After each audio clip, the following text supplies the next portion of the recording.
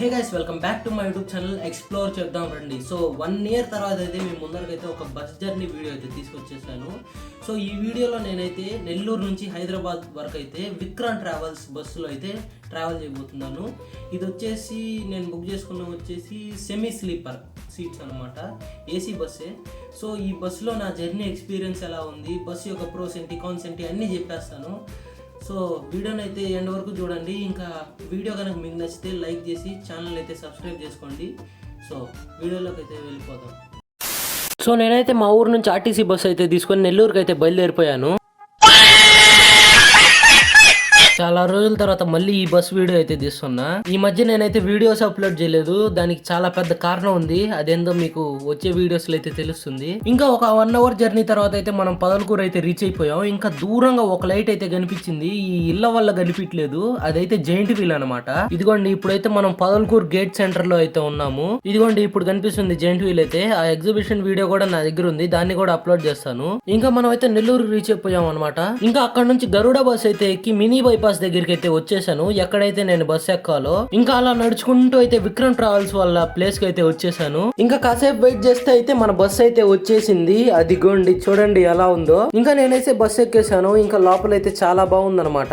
నేనైతే ఈసారి ఎప్పటిలాగా అయితే స్లీపర్స్ లో అయితే ట్రావెల్ చేయట్లేదు, ఫస్ట్ టైం అయితే సీటర్స్ లో అయితే ట్రావెల్ చేయబోతున్నా. ఇంకా నా సీట్ అయితే రిక్లైన్ చేసుకొని అయితే నేను కూర్చునేసాను. ఇదైతే యాక్చువల్లీ సీటర్స్ అయితే కాదు, సెమీ స్లీపర్ అనమాట.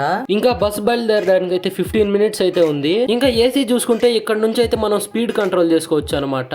ఇప్పుడైతే ఏసీ అయితే రావట్లేదు, ప్రస్తుతానికి అయితే బ్లోవర్ వస్తుంది. ఇంకా మన సీట్ యొక్క ఆమ్రెస్ట్ కింద అయితే ఇక్కడ ఛార్జింగ్ అయితే ఇచ్చారు, కింద అయితే కాళ్ళు పెట్టుకునే దానికైతే సపోర్ట్ ఉంది. ఇంకా రైట్ సైడ్ అయితే ఆమ్రెస్ట్ కింద అయితే ఒక బటన్ అయితే ఇచ్చారు, దాని వల్ల మన సీట్ అయితే రిక్లైన్ అవుతుంది అనమాట.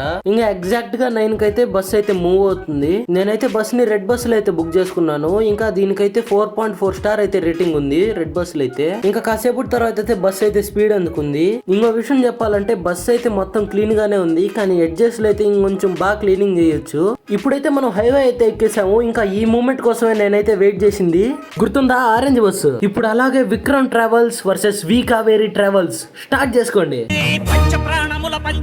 ఎన్నిసార్లు చెప్పాలరా నీకు కాపీరైట్ వస్తుందని.